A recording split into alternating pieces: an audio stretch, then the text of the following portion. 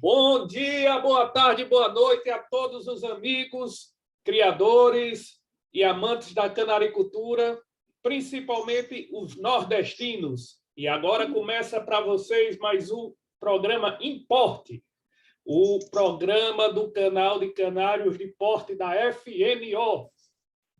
Opa, vamos lá. Federação Nordestina de Ornitologia. Para quem ainda não me conhece, Max Revoredo. E hoje vamos conversar com um amigo lá da outra ponta, lá, gente boa demais, presidente do York Club do Brasil, criador de várias raças de canário de porte. Ele é uma pessoa que a gente não poderia deixar de estar trazendo aqui para bater papo, só que ele hoje não vai conversar sobre York, que é uma das raças que ele mais gosta, mas vai conversar sobre outra raça inglesa, belíssima. E para conversar com a gente, bater um papo hoje aqui sobre a raça Border, estamos trazendo aqui o grande amigo Paulo Viana, de Blumenau, Santa Catarina, né?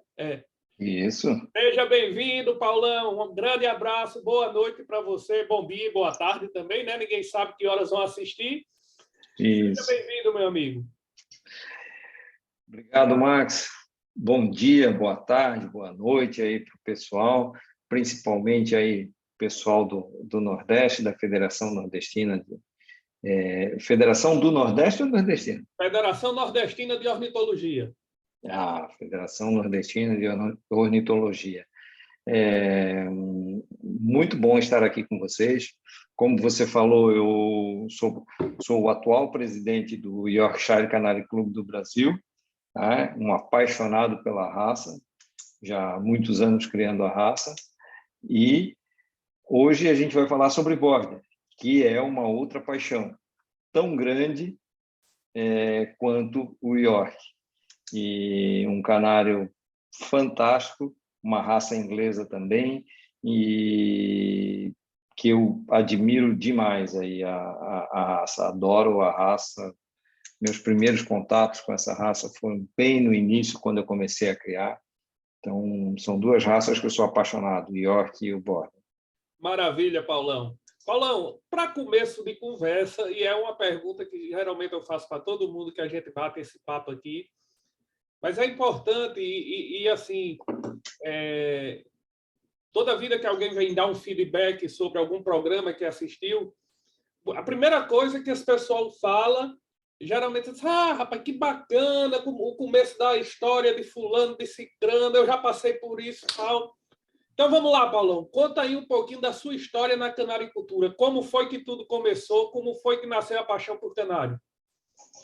Então, rapaz, isso foi meio por acaso. Na realidade, né, eu como filho de...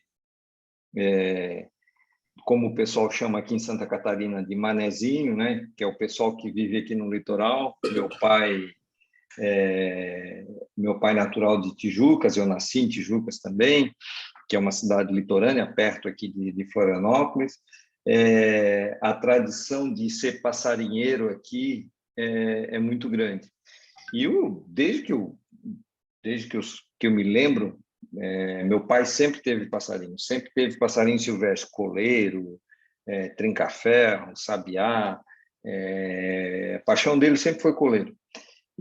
Mas eu nunca gostei, durante a minha adolescência e a minha idade, aí até 20 e poucos anos, 30 anos, eu nunca gostei de passarinho. Não é que eu não gostei, eu não gostava, eu não tinha tempo, eu sempre estava fazendo outras coisas e nunca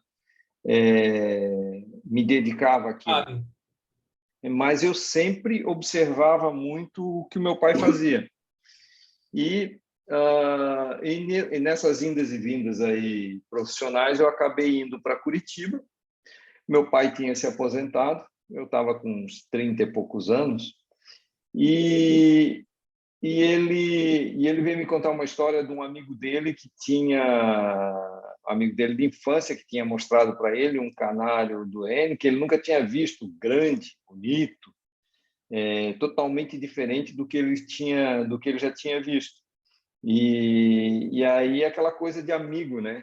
Ele, o meu amigo lá fica se proseando com aquele canário lá, tal. e eu nunca vi um canário daquele. E aí eu morava em Curitiba, estava perto do aniversário dele, e aí eu fui, sabe, eu vou no mercado público lá de Curitiba dar uma olhada lá, né? E aí fui lá olhar. E nisso eu achei uma revista da SPCO, que era lá da Associação de Curitiba, né? E aí comecei a olhar a revista e vi, e aí eu fiz contato com alguns criadores, e disse, vou direto com os criadores, e aí comecei a ver aquilo. Aí conheci alguns criadores de cor, que me atenderam super bem, e o meu trabalho era muito estressante naquela época.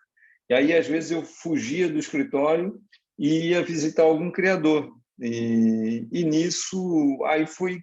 E aí eu comprei alguns canários para meu pai negociante nato, né? Eu chegava no sábado, deixava os canários com ele, quando chegava no domingo ele já tinha vendido tudo. Eu disse, pô, mas eu trouxe para ti, ele vendia tudo. Era uma figura. E nisso, aí eu conheci algumas pessoas em Curitiba que acabaram se tornando meus amigos e eu acabei conhecendo aí a raça York, que era o canário que ele queria, um canário grande, o Lanka, né, o York. Conheci o Border através do Ademir Lemes, o Ademirzinho Lemes de Curitiba, e o Júlio também lá de Curitiba. E aí, nisso, eu fui começando a me apaixonar pela canaricultura. Mas só que eu morava em Curitiba, eu morava em apartamento. Então, eu comprava os canários, levava para o meu pai lá em Tijucas e ele criava lá para mim. E aí não dava muito certo, porque aquela coisa de pessoa que acostumada a criar canário com pão com leite, aquela coisa toda bem antiga, não ia para frente, né?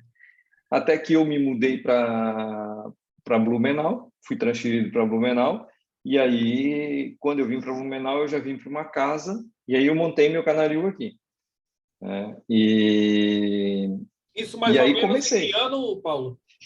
Isso foi mais ou menos em... Eu vim para Blumenau em 98, não, em 99, janeiro de 99, foi mais ou menos em 2000 que eu montei meu canaril e comecei a trabalhar com os canários, 2000, 2001, eu mesmo, né? E aí, nessa época, eu tinha conhecido Aí comecei a selecionar bem mesmo o plantel, as coisas, e comecei a direcionar muito para o York e para o Border.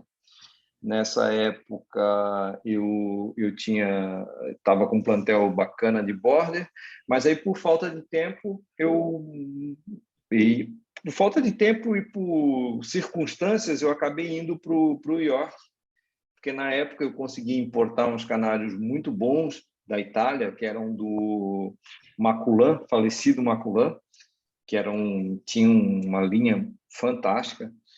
E aí eu trouxe, sei lá, 10, 12 casais naquela época, o dólar não estava tão alto, e eu trouxe uns 10 ou 12 casais que foram fantásticos, mas só que pela inexperiência eu acabei não criando bem com esses canários, né? Então, as pessoas às vezes falam assim, é mais fácil você trazer canário de fora e mais barato e tal. Não, de fato, às vezes até é mais barato. Isso é um assunto que a gente pode entrar até lá para frente, mas se a gente não tiver experiência, acaba não indo para frente. E a coisa começou a engrenar mesmo aí eu comecei a estudar um pouco mais, estudar um pouquinho mais de alimentação. Aí conheci consegui, através de um amigo, conheci o Igor, veterinário, doutor Igor, Doutor Igor. e o Igor Magno, né, o doutor Selvagem lá, que na época nem era doutor Selvagem ainda. E aí a gente começou a fazer um trabalho em conjunto, né? E aí começou a dar bastante resultado em termos de saúde, porque eu me preocupava muito com a saúde dos pássaros. Eu não suporto ver o bicho doente, entendeu? Então eu cuido muito disso. E aí eu comecei a adaptar a alimentação, a acertar a alimentação. Então, o começo foi assim, no começo você acaba fazendo muita experiência, principalmente com alimentação, principalmente alimentação, quando eu falo não semente, mas da linha mais industrializada, de farinhada. E assim que a Mega Azul começou, não estou fazendo aqui propaganda, não, mas é Então, assim, fica à vontade. até mesmo pelo Luiz Fernando ser muito meu amigo, assim que a Mega Azul começou, eu comecei a me fixar com a Mega Azul e aí a coisa começou A fluir. a fluir um pouco mais. Porque, primeiro, quando você... isso até é um assunto interessante, porque, assim, quando você foca... Antes eu tinha, assim, 3, 4 tipos de farinhada de 3, 4 fábricas. Aí dava errado. O que deu errado? Né? Então, quando você foca numa fábrica só, não tem erro, né? Deu algum problema, você sabe que o problema está ali. Né? Então, aí você vai ajustando. E você também passa a virar um pouco parceiro dessa fábrica, né? Hoje em dia a gente tem mais contato, você passa a ter um suporte melhor, tem um Isso. acompanhamento mais próximo, tirar dúvida, rapaz, aconteceu isso, vê aí o que é que pode ser, né? Tem esse feedback que fica mais fácil. Isso, exatamente. Então, eu comecei mais ou menos assim, por acaso, depois já sempre tive contato com pássaro, tanto é que os meus amigos, um dos meus outros vícios é o ciclismo, é pedalar, né? Então, às vezes, a gente está pedalando no meio do interior, no meio de mato, alguma coisa assim, aí tem um passarinho cantando lá longe, e o cara diz, esse é um trinca-ferro, esse é um sabiá, esse é um maraponga, é uma coisa. Então, conheço muito o tico-tico, tudo isso. Por quê? Porque a minha vida inteira eu tive contato com isso. Né? Às vezes eu até brinco com meu filho fala, eu não sei como é que você sabe, você mente para mim. Não, o pai sabe que o pai viveu a vida inteira com isso. Meu pai a vida Bacana inteira teve. demais. Bacana isso. Sim, Paulão. Então vamos lá. Aí hoje você, como é que está a sua estrutura no seu criador? Você cria aqui raças além do York, né, que a gente já falou aqui, do Border. Eu sei que você cria Norris também, né? Tem mais Então, alguma coisa escondida aí?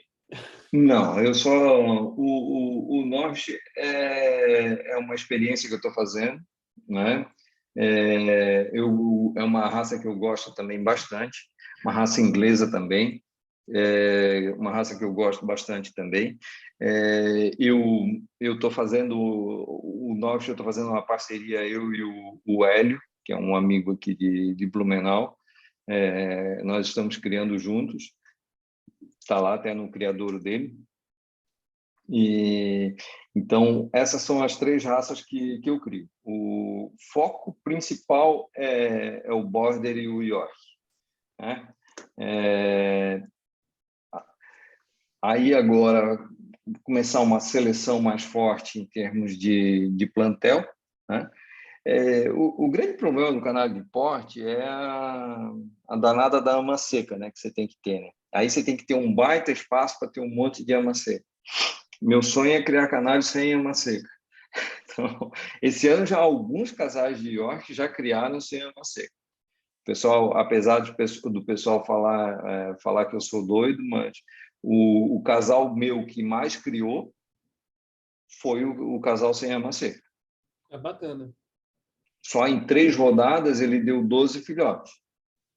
4 ninhadas de 4. Eu não sou muito experiente, não tenho muita experiência nessas raças maiores, como York, Border e tal, mas assim, conversando com amigos, né, o que a gente percebe é que talvez dessas raças maiores, né, se a gente pegar York, Border, Norris, sei lá, frisado parisiense nem se fala e por aí vai, talvez o York seja o que se tenha menos problema com relação a essa questão materna. Ou me corrija se eu estiver errado. O border é mais materno. O border é melhor, tá? O border, originalmente, ele sempre foi usado até como ama seca. Os criadores mais antigos usavam o border como ama seca. de uns anos para cá, que eles acabaram perdendo um pouco essa questão da maternalidade, né? Talvez aqui, e aí eu acho que é uma crítica ao nosso sistema de criação aqui no Brasil, né? Talvez copiando um pouquinho da Itália, um pouquinho dos países latinos, talvez os ingleses e os irlandeses lá não usem tanto isso, não usem tanto as amas secas, né? Apesar de usarem, né? Mas não usem tanto. Mas a gente acaba, para ter quantidade, a gente acaba usando a ama seca, né? Então, não sei, estou pensando em mudar um pouco isso, principalmente nos borders, deixar eles criar, já deixei mais esse ano. Tem algumas que não tem jeito, né? Não vão criar, não criam mesmo, e aí para isso você tem que ter uma seca. Mas é assim, chega um estágio, e eu converso muito com os meus outros amigos aqui, que aí você tem 50 casais de porte e você tem que ter 80 casais de ama seca. Aí começa a ser um pouco de loucura demais, né? Então, eu limitei meus casais de ama seca a 50 casais. Então, meu espaço é para isso. Se der, beleza. Se não der, vai criar. Ou de outra forma, eu diminuo a quantidade de casais. Mas o border, de forma geral, ele é um canário que originalmente ele é muito bom.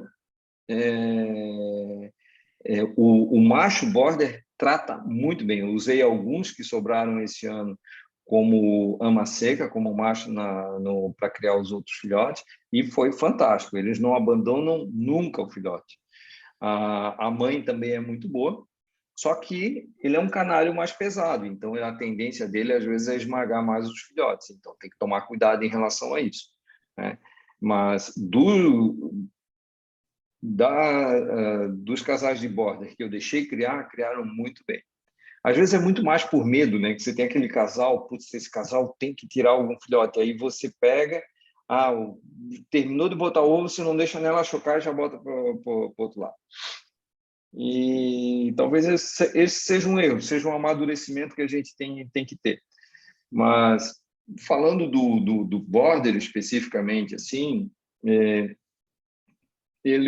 originalmente eles são bons de maternidade, eles são os canários resistentes, são os canários que têm uma robustez, até uma certa rusticidade muito boa. Uma coisa que aconteceu aqui no Brasil, e aí foi em diversas raças, que acabou perdendo essa rusticidade, foi principalmente por essa questão da utilização muito de ama seca. E aqui, antes que as pessoas me interpretem errado, não é uma crítica, é uma constatação, né? É uma constatação. O border em si, ele é o que aconteceu também, que eu acho que perdeu um pouquinho da saúde dele também, foi o fato de se querer crescer o pássaro demais, e isso é uma mania brasileira, né? E aí, novamente, não é uma crítica, é uma constatação. Mas nós brasileiros somos exagerados. Eu estava revendo o manual novamente, vendo essas coisas para esse bate-papo nosso, e a gente fala lá, o tamanho do border é de 14 a 15 centímetros e meio. Menores serão penalizados. Maiores, desde que mantenham a forma, são aceitáveis, né?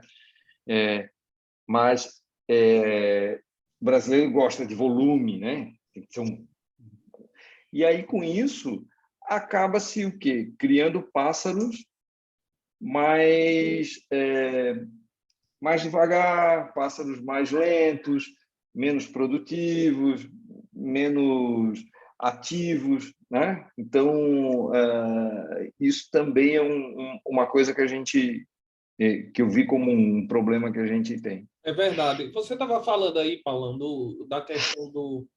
dessa questão das raças, do comportamento delas de cria, né? E que às vezes a gente tem aquela que eu costumo dizer, a gente é muito imediatista, né? E a gente, criador de canário, tudo é para ontem, né? Se a gente começa a criar uma raça, nesse primeiro ano a gente já quer ter bicho campeão, já quer estar se destacando e por aí vai.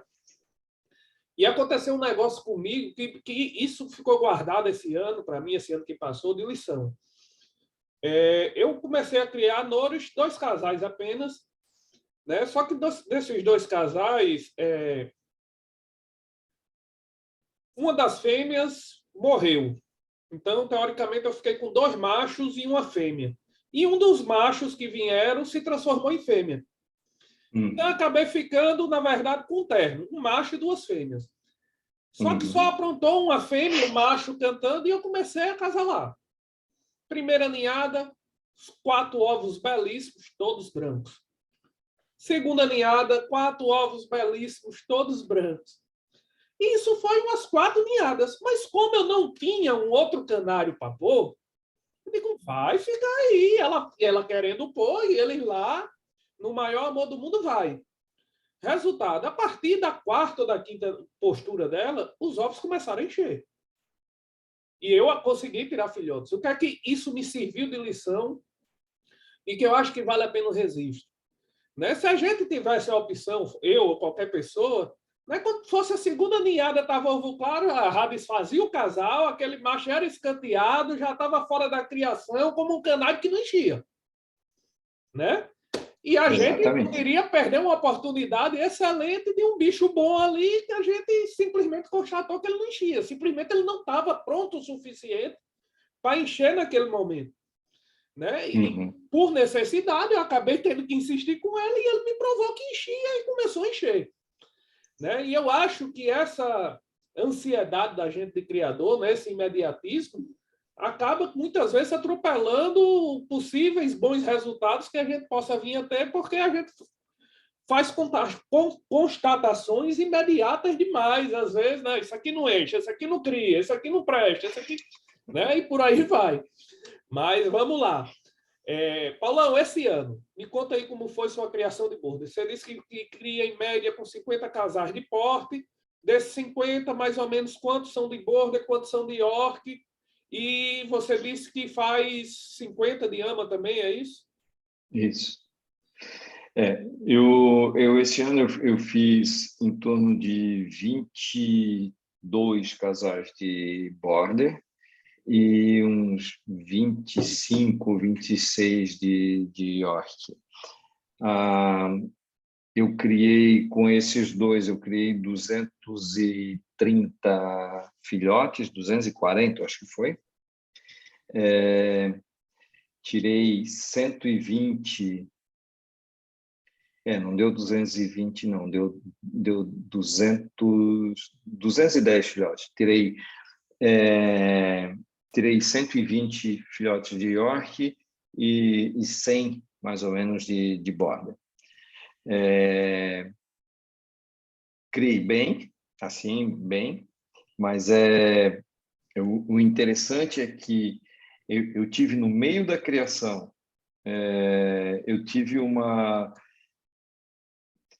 um período ali em outubro, mais ou menos, eu acho que foi meados de outubro ali, que eu perdi vários filhotes no ninho.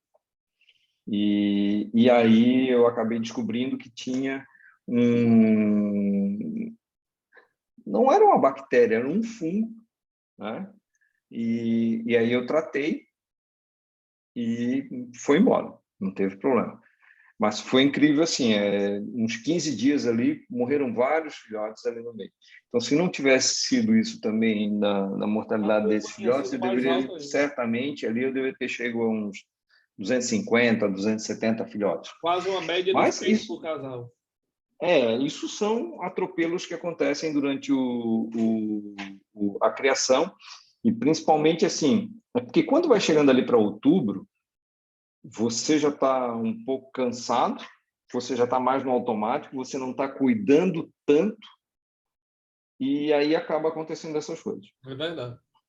E aí eu aprendi isso também.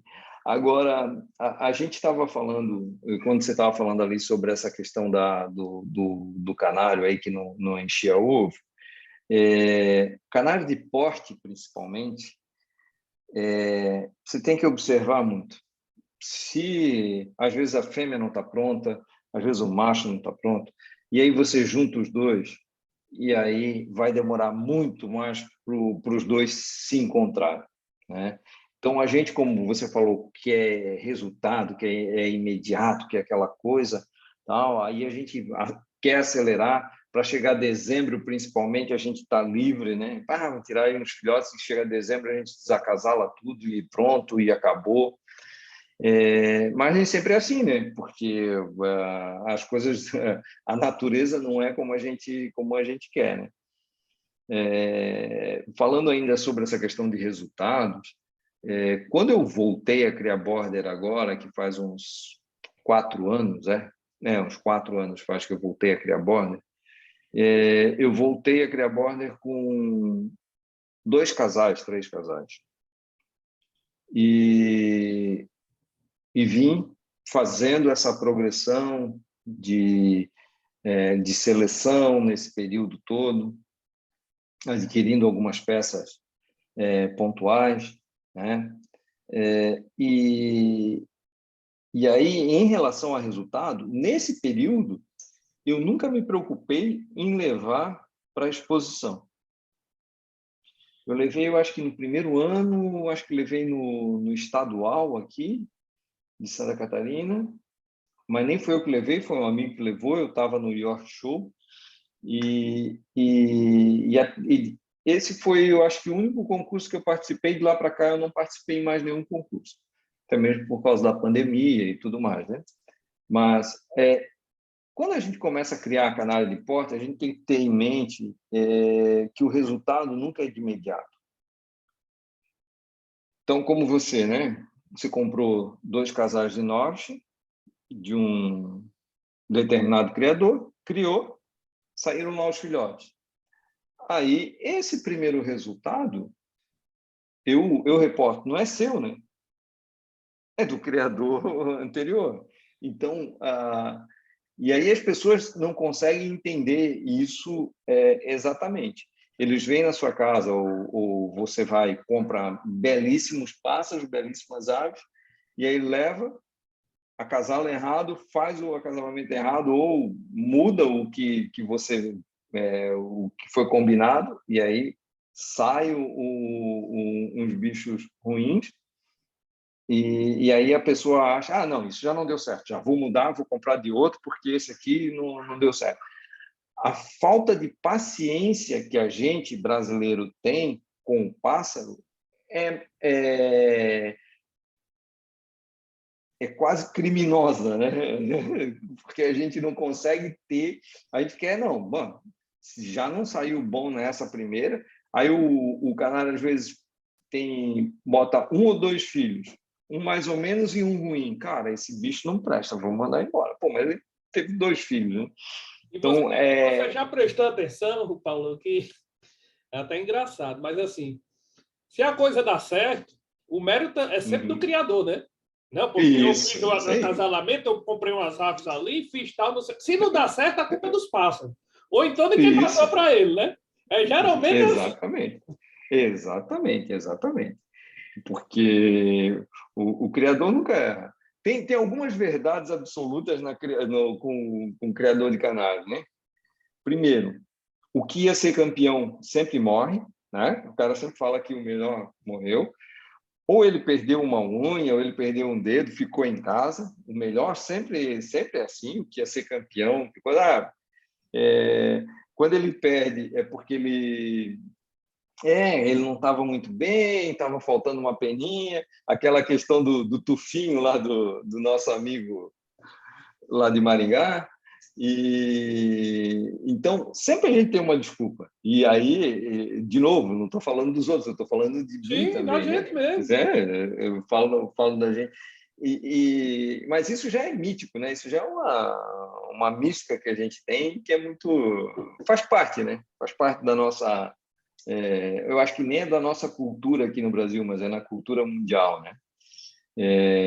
Então, acho que a gente tem que ter o criador de porte, principalmente nessas raças mais complexas, a gente tem que ter paciência, um exercício de paciência e observação.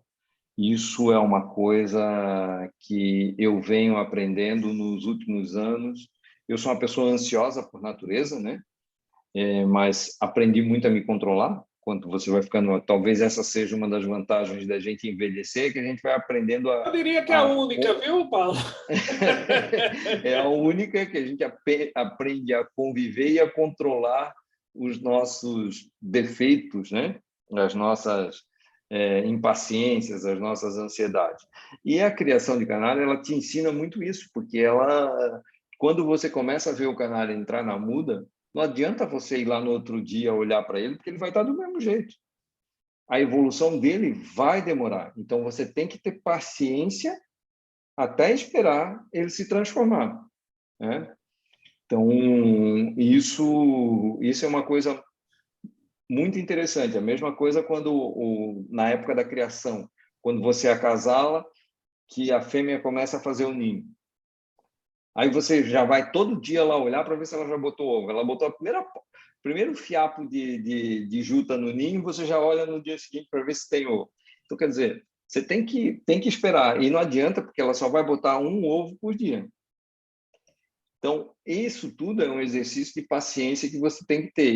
E a canaricultura, ela te traz isso, né? Não adianta você querer acelerar as coisas, porque não vai acontecer. O filhote não vai nascer antecipado, você não vai separar ele antecipado, ele não vai começar a comer antes do tempo sozinho, a muda de pena dele não vai durar só um dia. Todo um processo que você tem que ter, que você tem que saber esperar, sentar e esperar e olhar e observar, né? Então, eu já cansei de ver assim criadores tanto de border como de York, pô, chega lá, olha para aquele pássaro, pô, isso aí não vale nada. O pássaro acabou de sair do ninho. Aí, ou então, tem aqueles que já saem do ninho bonito, lindo, e aí o cara diz, pô, isso aqui vai ser campeão. Daqui a 45 dias, 60 dias, ele está todo desmanchado. Então, a pessoa tem que ter, não adianta, a criação de canário é uma paciência e um exercício de você aprender a conviver com a natureza. É verdade, perfeito seu raciocínio. É isso mesmo. Porque você não tem como acelerar isso. Paulão, deixa eu te fazer uma pergunta.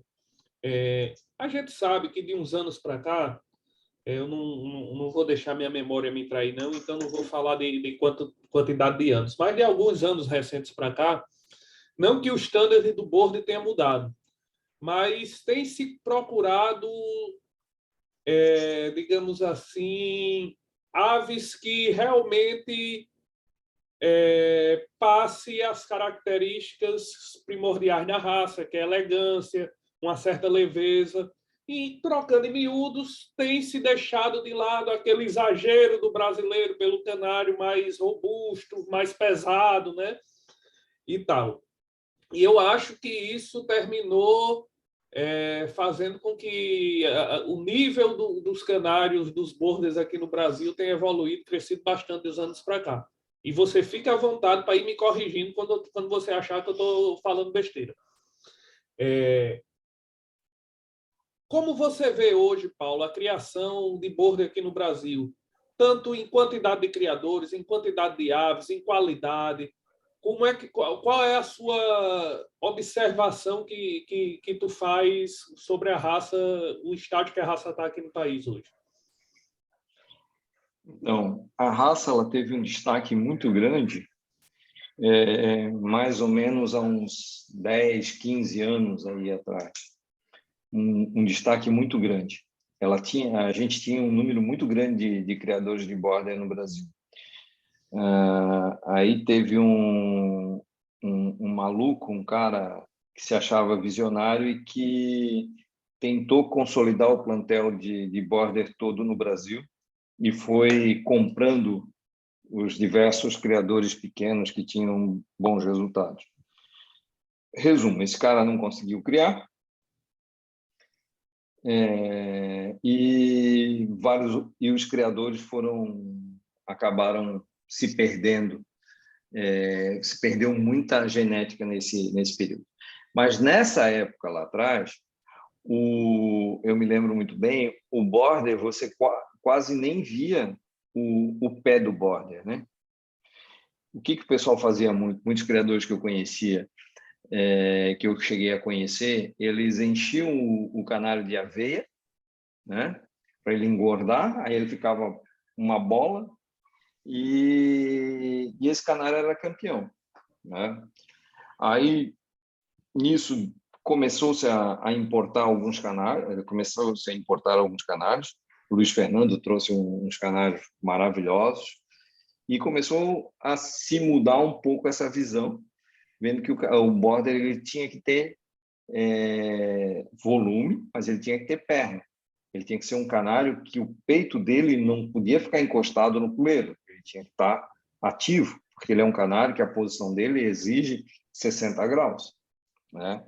E aí, como tudo no Brasil, eu diria até que no mundo, houve uma evolução, né? E aí, com o acesso às informações que as pessoas passaram a ter, porque a gente tem que lembrar que essa questão do acesso à informação, acesso à internet e a fotos e a comentários, é uma coisa mais recente, né? Antigamente era o que estava no manual, né? Então, as pessoas não tinham essa questão de acesso tão fácil. Hoje a gente tem um acesso muito fácil das informações. Verdade, perfeito. Então, e aí nisso, teve aí uns 5 anos, 7, 8 anos, aí que a raça teve um certo declínio, né? E agora, nesses últimos anos aí, ela está voltando muito forte, com aves maravilhosas, com gente apaixonada pela raça. E aí, me desculpe lhe interromper, e só pegando esse gancho, eu não poderia deixar de fazer o registro e fazer a lembrança quando você fala dessa guinada aí e de gente apaixonada, mandar um abraço para o nosso amigo Márcio, lá de Rio Claro, que esse aí é um dos caras que, junto com você, com o Luiz Fernando, que realmente são apaixonados pela raça, tem trazido muita coisa boa de fora e espero que ele volte para valer, está voltando. E um abraço, Está Márcio. voltando. Márcio é um dos irmãos um dos meus irmãos na canaricultura, uma pessoa fantástica. A gente, quando ele parou de criar, mesmo depois que ele parou de criar, a gente sempre manteve contato. Um cara que tem um coração gigantesco, um amigo daqueles que você conta em uma mão.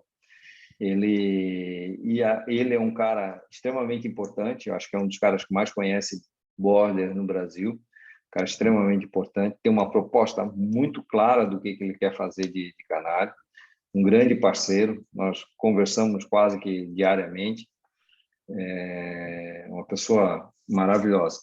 Temos outras pessoas aí como o Luiz Fernando, que sempre teve border, um cara apaixonadíssimo por border, sempre tem aves maravilhosas, sempre me cedeu excelentes aves também para começar, quando eu comecei a fazer o meu plantel. Agora tem um pessoal muito bacana, o Marcos e o Clayton aqui de Concórdia, que também estão fazendo um trabalho muito bom no Concórdia, aqui no Oeste de Santa Catarina. Tem o Márcio aqui de Timbó, presidente o ITOF é o nome Isso, complicado aí, isso. figuraça. Figura também, sempre gostou muito de border. Tem o pessoal de Curitiba, tem o Julião, que sempre criou border. Tem os melhores borders que eu vi foi na mão do Ademir Lemes, tinha uns borders fantásticos, uns border melânico, cara, coisa de cinema, muito lindo. Mais para cima tem agora o Manfroni, que está com um plantel muito bom. Tinha o Paulo César, né, de Belo Horizonte, que tinha um plantel maravilhoso.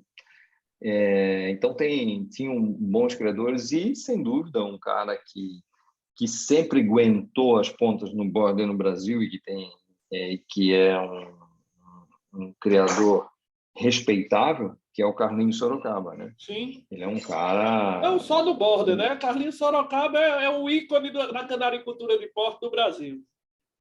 É um cara muito importante, muito importante. Ele se diz um cara comercial, né? Ele sempre fala para mim, eu sou um cara comercial, mas ele sempre foi um cara comercial que trouxe muita qualidade de canário para o Brasil e fez muito pela canaricultura e pelo border, nem se fala. Ele foi um cara que manteve o plantel de border durante muito tempo.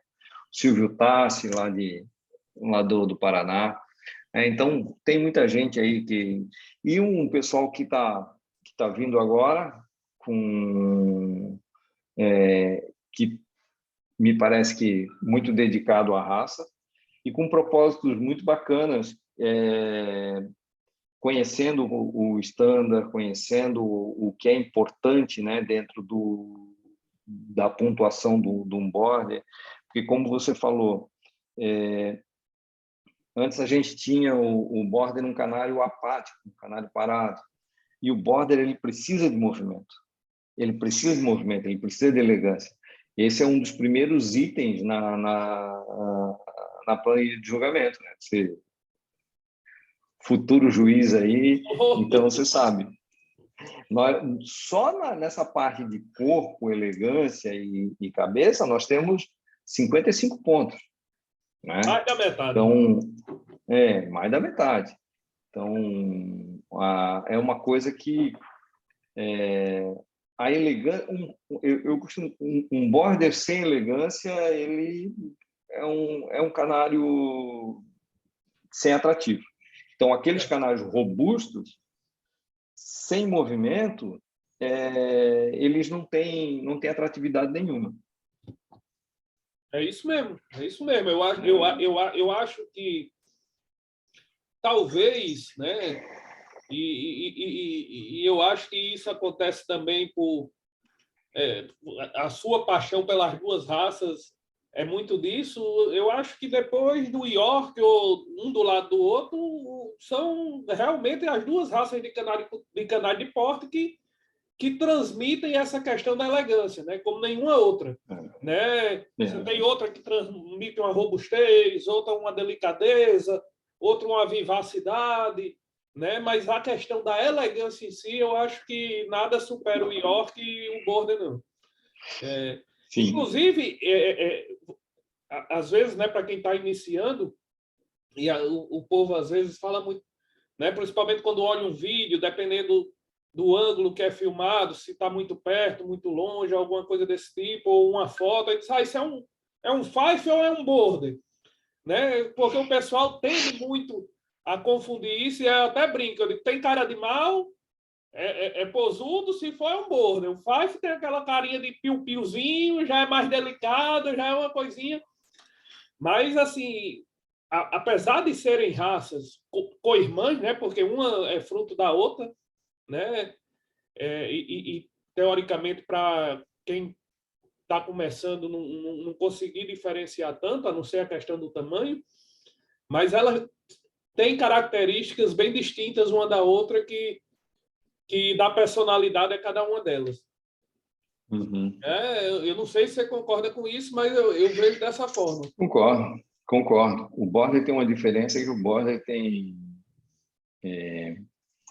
como você falou, o border tem algumas diferenças, assim, né? Pelo menos que eu consigo, não sou um especialista no fife, mas as bochechas, né? Que no border tem que ter realçado.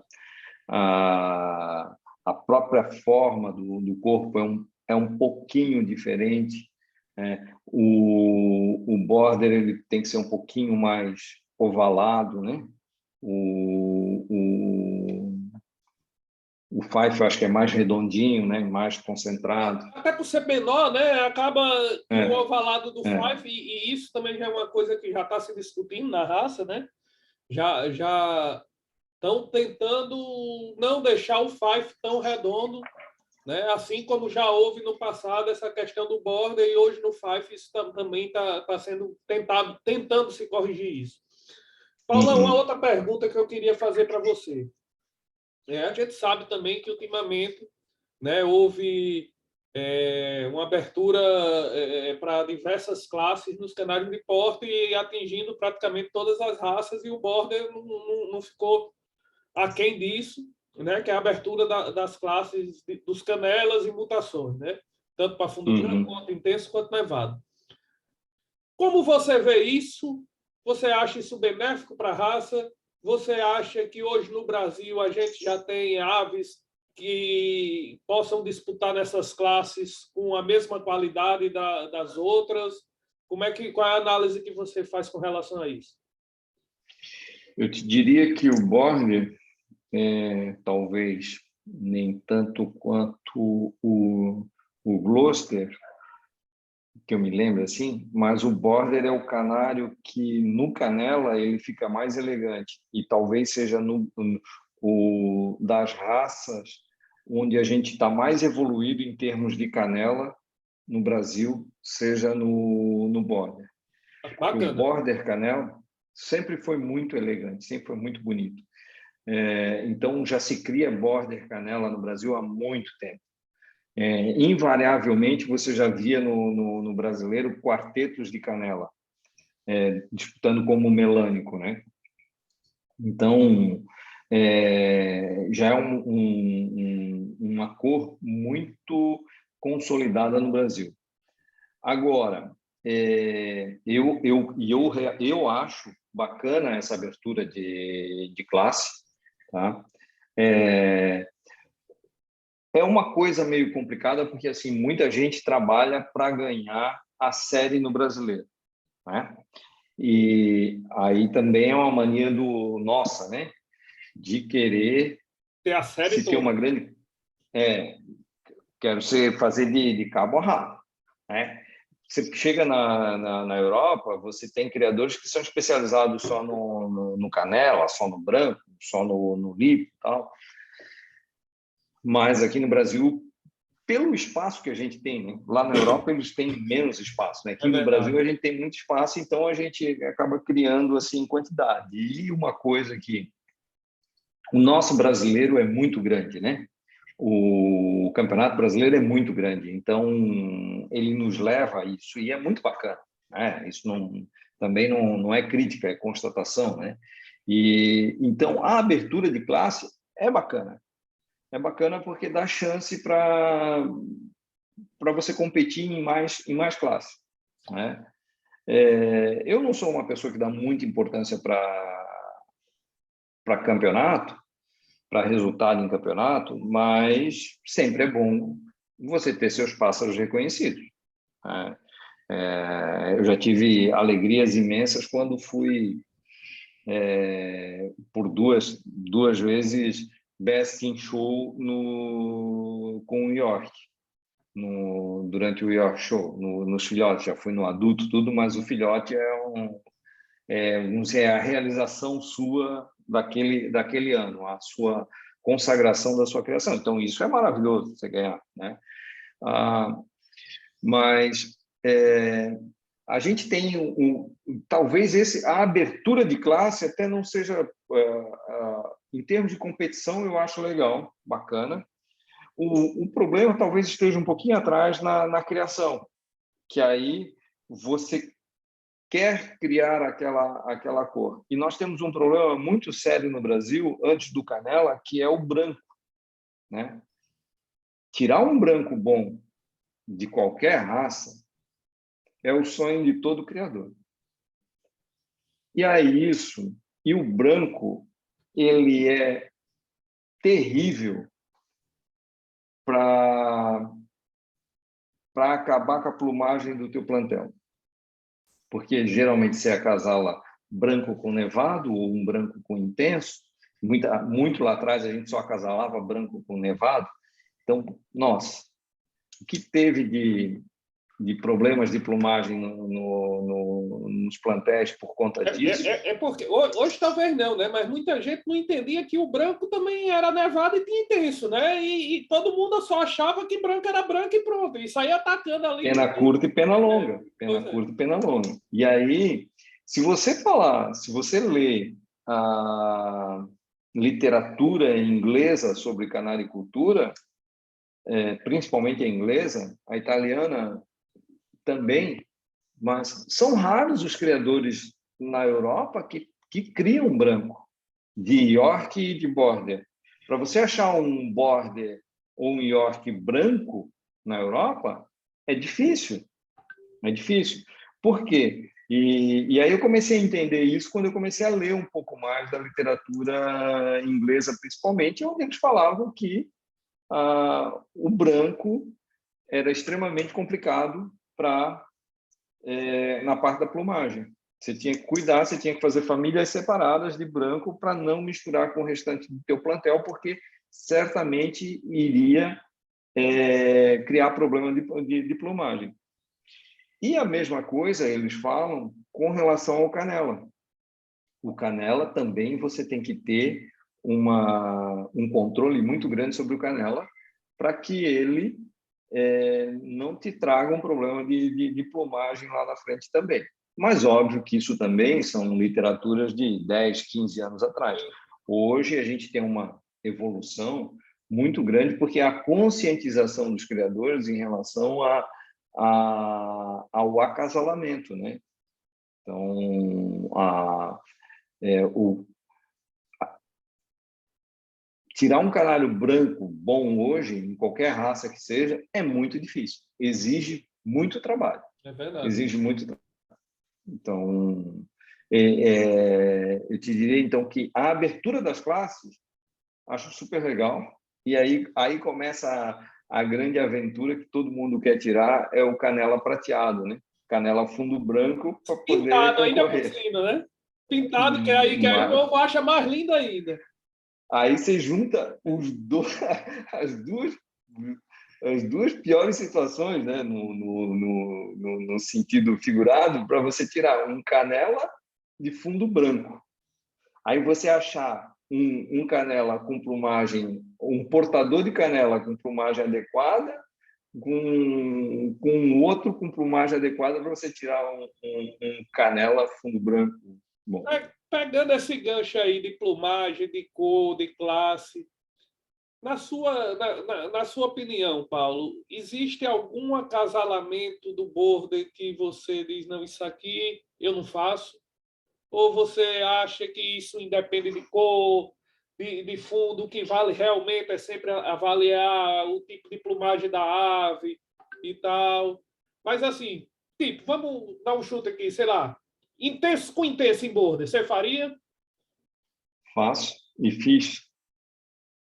Faço e fiz esse ano, fiz nevado com nevado também. O que eu não fiz ainda, nem no York, nem no Border, foi acasalar dois fundo branco. Mas ainda vou experimentar, mas eu ainda não fiz, foi isso. Mas o restante eu acho que é válido, não existe limite, tá? Não existe limite porque é o seguinte, você tem que observar uma coisa que é importante, você tem que analisar a estrutura de plumagem, estrutura de pena, tá? Então, eu começo avaliando, o primeiro ponto que eu avalio quando eu vou montar um casal é plumagem. A plumagem é adequada? Hoje eu estou fazendo seleção que assim, eu não acasalo mais um canário que ele tem uma plumagem mais frouxa, mais solta. Esse canário eu já nem acasalo mais ele. Porque eu já está há muito tempo trabalhando, eu acabo já dando preferência para aqueles que já tem uma plumagem boa, acasalar plumagem boa com plumagem boa. É questão de E opção, aí né? eu Você vou... já tem aquela opção mais feita, mais É isso. trabalhada, não tem por É, que dar um passo eu atrás. prefiro diminuir o número de casais do que acasalar um canário que, assim, vou acasalar essa fêmea que ela é mais... tem uma plumagem mais solta com esse canário que tem uma... Vou pegar um canário que tem uma plumagem boa para acasalar com ela. Aí, tipo assim, você vai tirar 50%, sei lá, né? Não sei que ela tem uma característica muito boa que você quer, né? Aí deixa eu lhe fazer uma pergunta que me veio agora em mente, né? A gente fazer compensação de plumagem quando as coisas não estão muito evoluídas se torna mais fácil, né? Como você mesmo deu o exemplo. Né? A gente pega, olha, essa canária aqui que tem a plumagem mais solta, eu vou botar com esse canário mais justinho. Como é que a gente forma esses casais quando a gente já está num ponto mais lá na frente, que está, digamos, está todo mundo justinho? Né? Qual a diferenciação? E aí, lógico que você deve ter os seus critérios, mas assim, para avaliar por mais, pô, se aqui está justinho, porque esse aqui é melhor para botar com essa e não aquele ali. Você teria como tentar desenhar um Aí pouco. vai para as outras características que você quer, né? Mas aí a Aí, plumagem já fica meio que secundário, já passa a ser um item. secundário.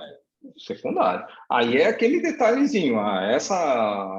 Essa canária ela tem uma peninha sobrando aqui na coxa. Então, peraí. Então, eu vou procurar um que não tenha isso. Essa aqui tem uma cabeça, um topo de cabeça elevado, tal, e eu quero fixar isso. Então, eu vou procurar um outro que, que que se equipara a esse. As asas dessa não são tão perfeitas, não fecham tão bem, então vou procurar um outro que tenha essa perfeição. Tamanho de rabo, perna, e aí você vai procurando isso. Eu procuro, a cada ano, ir eliminando um defeito e fixando uma qualidade. Nos Yorks eu fiz isso. Foi eliminar excesso de plumagem e formato de cabeça. Então, esse é um problema que esses são dois problemas que raramente eu tenho. Aí você vai começando a acertar probleminhas. No border, a mesma coisa. Eu penso muito parecido com você nesse aspecto, e eu sou capaz de dizer, e aí você pode discordar também de mim. Mas eu acho muito mais fácil você começar acertando, eliminando os erros, do que tentando chegar nas qualidades. Né? Tipo assim, eu vou Exatamente. começar aqui para tirar um bicho assim. É difícil. Né? Mas assim, se você chegar e começar a dizer, não, agora eu quero eliminar problema de plumagem, aí fica mais fácil quando você daqui não olha assim, estou por um bicho bacana aqui. Né? Eu Isso, acho que talvez exatamente. seja um caminho mais fácil de se alcançar um resultado interessante. Paulo, deixa eu te perguntar outra coisa. Você disse que já fez intenso com intenso, nevado com nevado? Branco com branco, está pensando em fazer, mas por que não fez ainda? Qual é o seu medo? Cara, talvez eu acho que seja um pouco de dogma ainda, né? Mas até conhecendo um pouco da genética, né? Da A história do formação do fator branco, quando o letal. branco... não, nem isso não. O fator letal eu ainda acho uma coisa meio...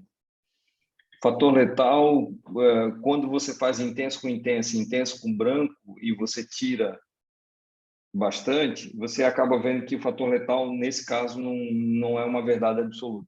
Não estou dizendo que não existe, só para mim eu não acho uma verdade absoluta.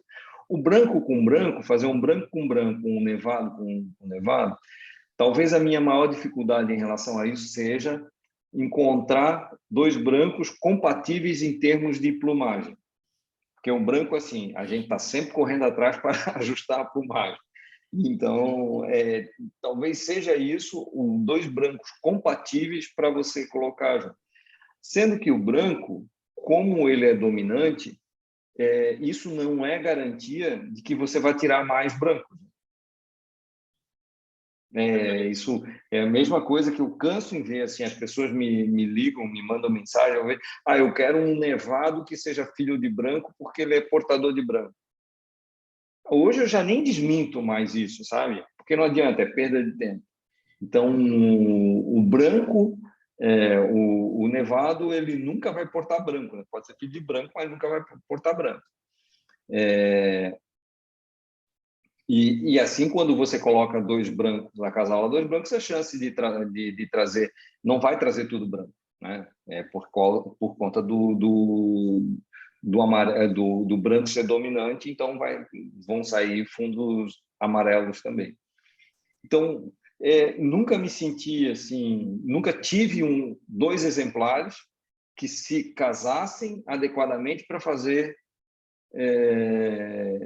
um casal de fundo branco, entendeu? Mas é uma coisa a se pensar, até mesmo por experiência, né? Para se ver de fato, né? Como eu falei para você, sempre falou-se do fator letal do intenso com intenso, do branco com intenso. Cara, isso não aconteceu comigo.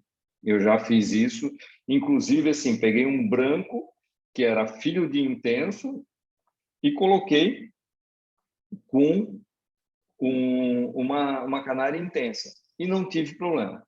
Plumagem saiu muito boa, não tive problema nenhum. Né? Fiz isso com azul e fiz isso com branco líquido. E esse ano até eu importei um casal de border do Vitor Neves, de Portugal. Grande Vitor, o homem das coisas maravilhosas. Maravilhosa. Ele me mandou um border macho intenso, melânico, fantástico, fantástico. E chegou aqui, o macho se aprontou e a fêmea não. E eu tinha uma fêmea intensa lipo que estava pronta, botei lá e tirei filhotes. Inclusive, saiu um filhote nevado. Tá? E devo estar separando aí essa semana. Aí. Então, intenso com intenso eu já fiz várias vezes, até para ajustar a plumagem. Porque, como eu te disse, os borders, essa questão da plumagem do border nosso estava muito longa, a plumagem muito longa.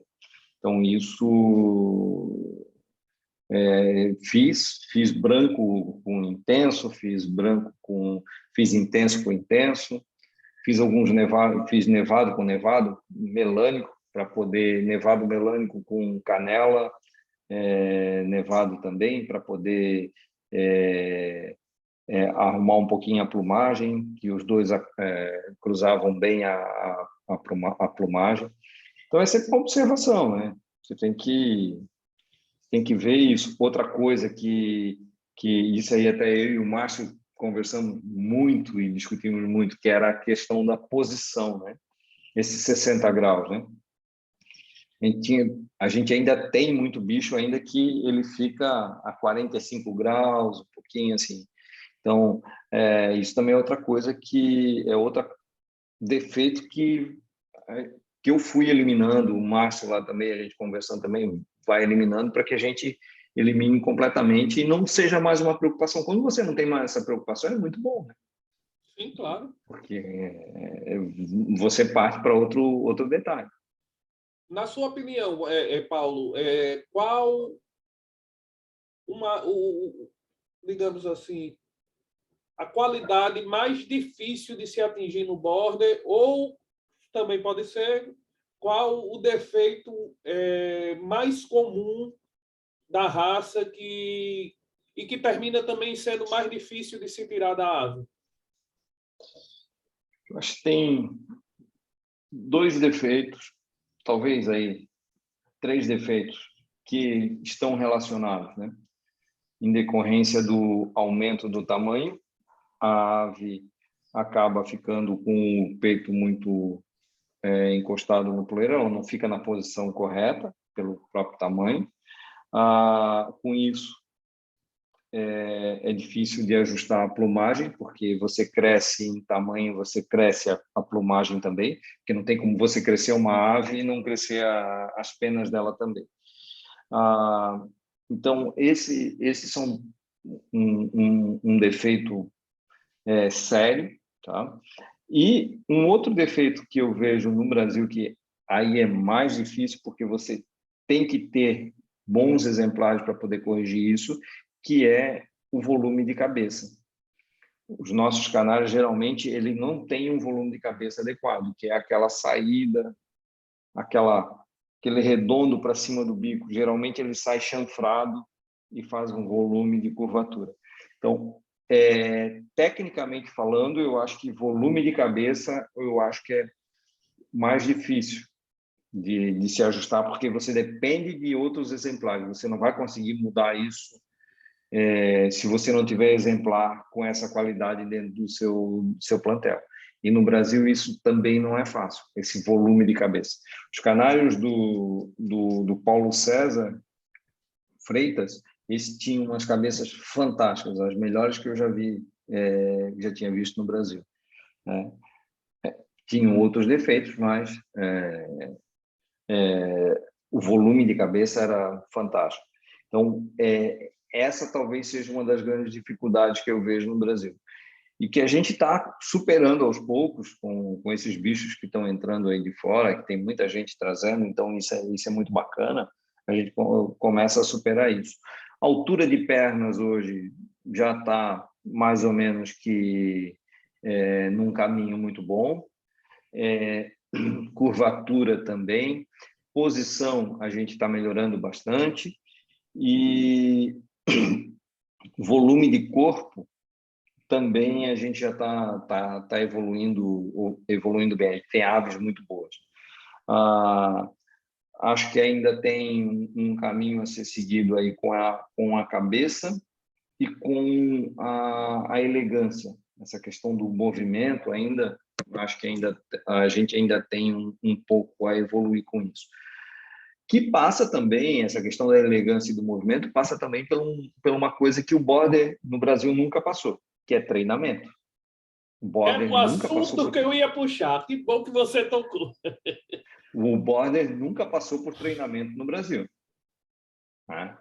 Então, aliás, os canais de porte, de forma geral, nunca passaram por treinamento. Eu acho que o que começou mais cedo foi o York, né? Porque com o York Show, quando a gente começou a colocar na mesa os canários e o juiz inglês, o primeiro juiz que veio, que foi o Brian Keenan, que chegou e vários canários, ele disse, é uma pena, esse canário é fantástico, mas ele não tem treinamento, você tem que treinar o canário. Aí a gente começou a ter essa evolução. E o border, a gente percebe justamente isso, que o border ele tem que ter treinamento, né? Porque senão ele chega lá na hora, ele não tem movimento, ele vai ficar agachado no puleiro, ou ele vai se assustar. Então, eu tenho visto isso na minha casa, assim, sabe? A gaiola de treinamento ela é extremamente importante para o border, assim como é para as outras raças, para que ele se acostume com aquele ambiente ali. Paulão, como você trabalha o treinamento do border aí no seu criador? Assim, eu sou uma pessoa muito observadora, né? Então, eu esse ano, você sabe, eu postei vídeo lá no grupo dos border lá. Eu comprei 40 gaiolas de treinamento, coloquei 40 borders ali e vou observando ele. E não é só você colocar ele dentro da gaiola de treinamento, você tem que movimentar ele, você tem que pegar ele. Então, você tem que chegar perto dele, ele tem que perceber que você está ali. As pessoas muitas vezes não gostam nem de passar com a vassoura perto, com alguma coisa. Não, eu passo com o aspirador, passo com a vassoura, entro cantando, às vezes deixo cair alguma coisa no chão, para eles perceberem isso. Então, eles têm que essa coisa de canaril que ninguém entra, fechado, que não tem contato com nada, quando chega no campeonato, No brasileiro é uma coisa completamente diferente, É verdade. porque lá é carrinho, o canário vai no carrinho, é puxado, ele fica na fila, fica um monte de coisa, então ele tem que estar um pouco acostumado com esse ambiente para saber que na hora que ele chegar na mesa de julgamento, aquilo para ele já é normal. Então, um juiz italiano agora que veio julgar o York Show, ele disse, você tem que ter barulho no seu canaril, barulho normal, você tem que levar pessoas no seu canaril para que elas entrem, vejam e que ele perceba o movimento e que ele não se assuste. Então, o border é mais ou menos assim. Então, eu costumo, invariavelmente, eu tenho a estante lá onde eu fiz para eles estarem lá.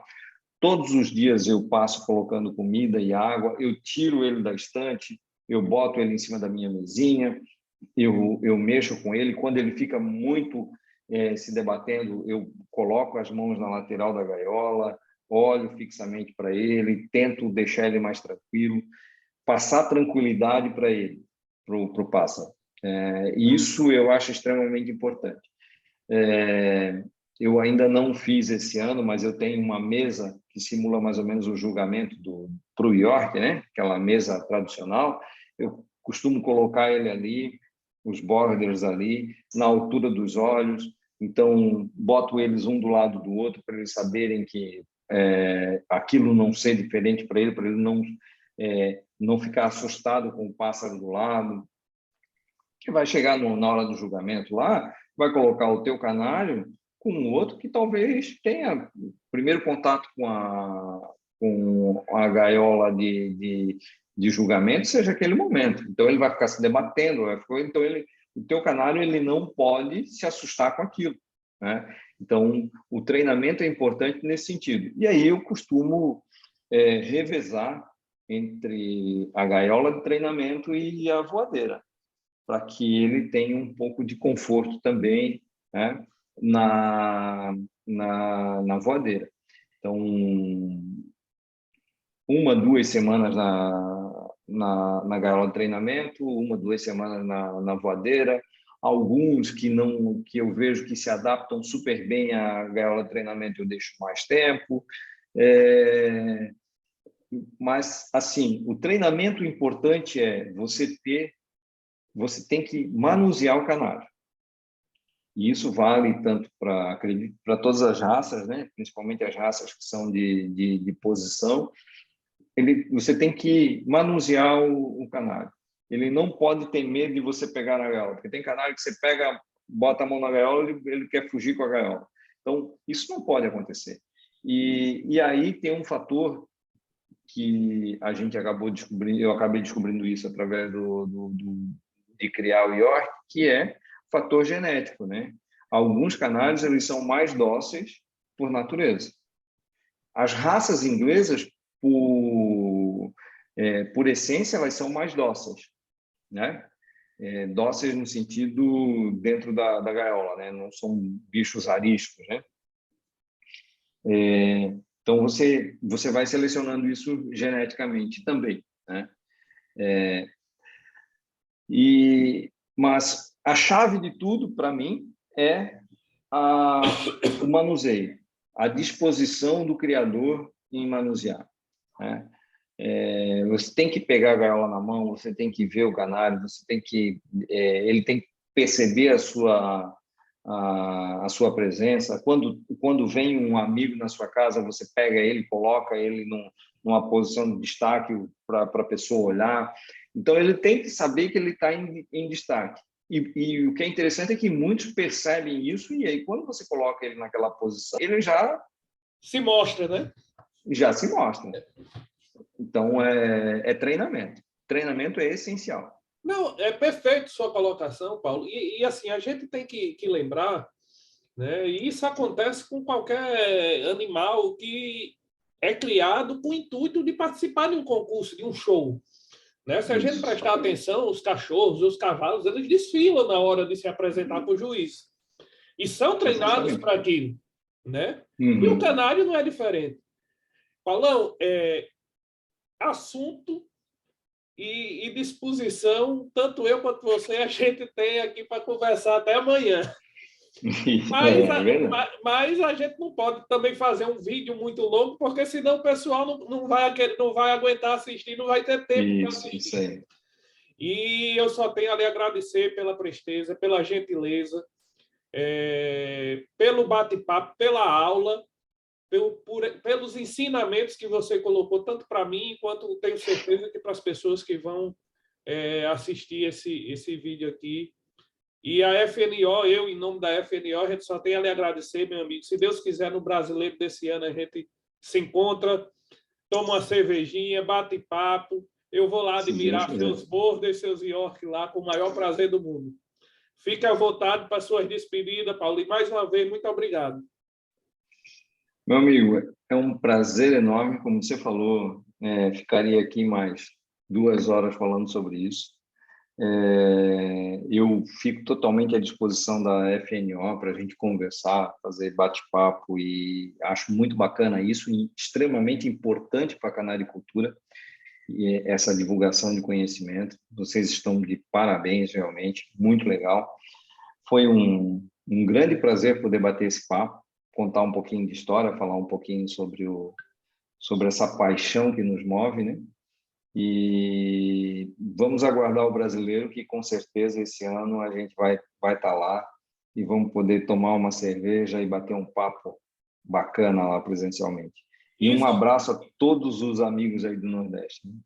Muito obrigado, meu amigo. E o abraço é recíproco. E vamos torcer para o Covid e os russos deixarem a gente se encontrar, né? Porque o negócio está bravo. Agora nós temos que lidar com os russos também, né? Os caras não criam canário lá. Os caras não criam canário. Para estar em guerra, os caras não podem criar canário. Abração, Paulão. Obrigado por tudo, meu irmão. Um abraço, meu amigo. Valeu, um abraço a vocês todos.